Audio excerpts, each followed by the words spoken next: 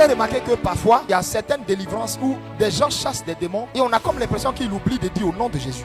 Et le démon obéit. Mais comment il peut parler et depuis il parle, ça fait 30 secondes, 1 minute, il dit même pas encore le nom de Jésus. Et puis l'esprit là est en train d'obéir. Cela vient de Luc 10, 19, où il a dit, je vous donne le pouvoir. C'est un pouvoir qui nous donne. C'est un pouvoir que nous recevons le jour où nous naissons de nouveau en Jésus, où nous prenons le véritable baptême conforme à la parole de Dieu, qui n'est autre que le baptême par immersion. Le baptême que Jésus lui-même a fait. À partir du moment où tu es passé sous ce baptême, il y a quelque chose qui se passe. C'est ce qui est en Colossiens chapitre 3, verset 3, qui dit ceci. Car vous êtes morts. Mais comment moi je suis mort? Quand je suis venu devant le pasteur et puis j'ai dit oui, je donne ma vie à Jésus. Depuis quand je suis tombé, je suis mort. À quel moment j'ai arrêté de respirer? Et il me dit, si vous êtes donc mort en Christ, votre vie demeure en Christ, qui lui-même est en Dieu. Ça veut dire, la mort est intervenue le jour où je suis allé aux eaux du baptême. C'est la raison pour laquelle, si on t'a fait un autre baptême religieux, autre que ce que Jésus a fait, pose-toi toi-même des questions. Si nous tous on dit qu'on est disciples de Jésus, si nous tous on dit qu'on est chrétiens et enfants de Dieu, mais tout enfant de Dieu, ça veut dire qu'il se reconnaît en Christ, il ne se reconnaît pas en un prophète,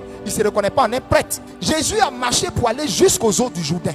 Jésus n'est pas rentré dans un temple et puis on a versé un peu d'eau sur la frange de son front. Non, il est entré dans les eaux là. Allez demander les eaux du Jourdain là, ça ressemble à quoi? C'est l'eau la plus sale, la plus dégueulasse qui puisse exister. Regardez la marque de l'humilité de Jésus.